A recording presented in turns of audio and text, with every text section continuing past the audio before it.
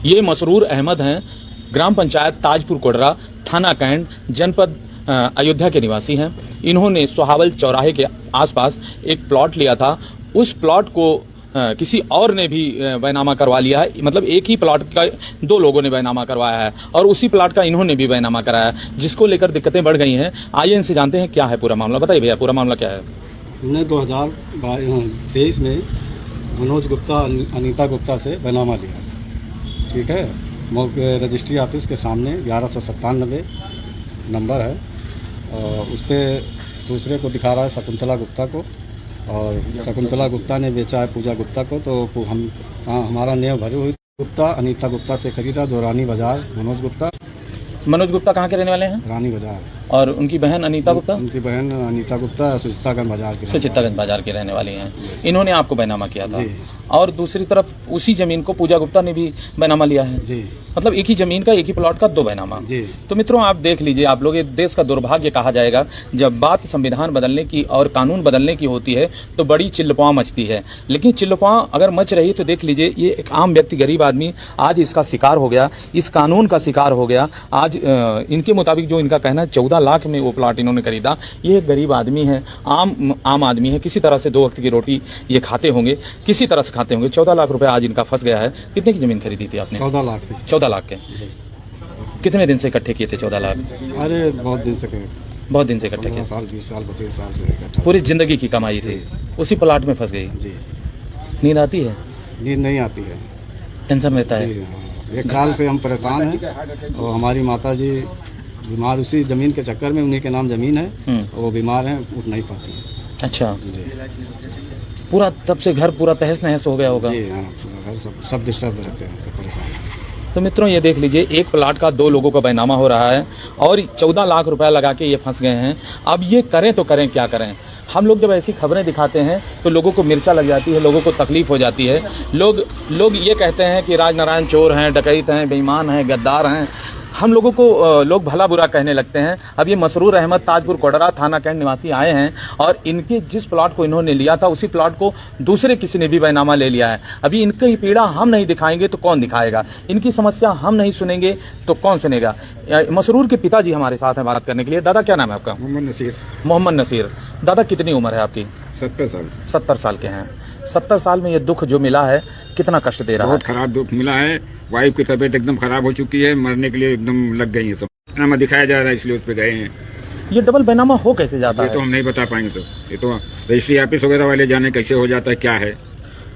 चलिए, मसरूर अहमद हैं और इनके पिता ये नसीर अहमद हैं।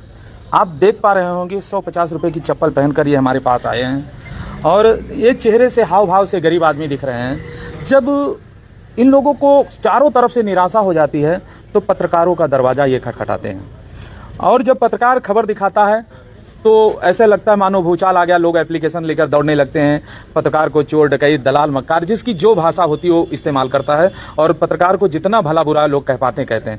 लेकिन मैं उन लोगों से ये पूछना चाहता हूँ, चलिए पत्रकार गलत है, हम भी मान लेते हैं, लेकिन ये नसीर चाचा का क्या दोष था? ये मसरूर भाई का क्या दोष था? इन दोनों ने अपनी पूरी जिंदगी की कमाई थी, 14 लाख का एक प्लॉट खरीदा और उस प्लॉट को 2 लोगों को बैनामा कर दिया गया।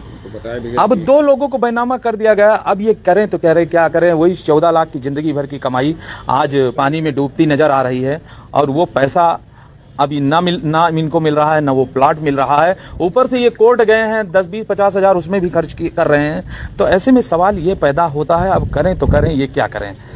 बहुत बड़ा सवाल है ये। तो नसीर चाचा, कोर्ट में कितने दिन हो गए आपको मुकदमा फाइल किए हुए? 5-6 महीने हो गए। 5-6 महीने। कितनी तारीख लगी?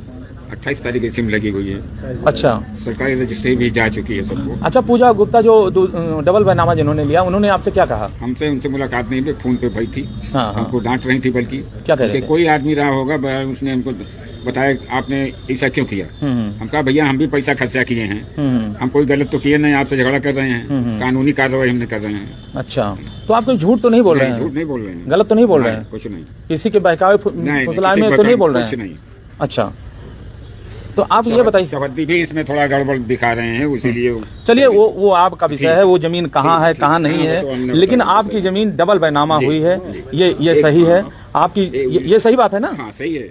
तो आप क्या चाहते हो? हम चाहते हैं भैया हमको जमीन मिल जाए जहाँ तक है, क्योंकि पैसा तो इसी तरह से कमा के खत्म कर दिए हैं। जमीन मिल जाए ज्यादा अच्छा है। जमीन चाहिए आपको। चलिए चलिए, ये इनकी रजिस्ट्री की कॉपी है, ये देख लीजिए कि किस तरह से ये सारे सबूत, देखिए इतने कागज पत्र पूरा लेके आए हैं। ज्यादा बेगम उठ नहीं पा रहे हैं सर, उनके इलाज के लिए पैसा भी अब खत्म हो चुका है। ये देखिए, ये बेनामी के कागजात हैं, आप जिनको देख पा रहे हैं, और साफ साफ आप देख सकते हैं। लोग जब मनोज कुमार अनीता गुप्ता इन्होंने बैनामा किया है जाहिदा बेगम के नाम पे। जाहिदा बेगम इनकी माँ है मसरूर की, और नसीर जी की पत्नी है। ये देखिए, ये कागजात हैं। जब हम लोग ये खबरें दिखाते हैं, जब ये खबरें हम फ्लैश करते हैं, तो लोगों को बड़ा बुरा लगता है कि पत्रकार तो बहुत गलत आदमी है। आप देख लीजिए, ये बैनामा का कागजात है, ठीक है। और ऐसे में अब नसीर और मसरूर बीच चौराहे पे खड़े हैं, इनको ये नहीं समझ आ रहा है ये करें तो करें, क्या करें। चाचा, क्या दिल पर गुजर रही है? अरे सर, मरे बैठे हैं, समझ लो, सांस चल रही किसी तरह से, और कुछ नहीं है। वाइफ पे तो एकदम समझ लो पैसा अब नहीं है मेरे पास कि उनका इलाज कर सकें। बस परेशानी यही, वो लेटी रहती है 24 घंटा उसी परेशानी में। आपको अपनी जमीन चाहिए? मिल जाए तो ज्यादा अच्छा है, तसल्ली हो जाएगी। प्रशासन से कुछ कहना चाहेंगे? प्रशासन दिलाए तो बहुत अच्छी बात है भैया। कुछ तो कानून ऐसा बनाए सरकार, बिल्कुल, कि ये सब घपला ना हो। सरकार से कुछ कहना चाहेंगे? क्या सरकार से कहें, बस यही कह रहे हैं। सरकार से क्या अपील हाथ है? जोड़ ले रहे हैं, सरकार हमको किसी तरह से जमीन दिला दे, ज्यादा अच्छा है। जमीन चाहिए आपको? जमीन चाहिए। आप कुछ कहना चाहेंगे?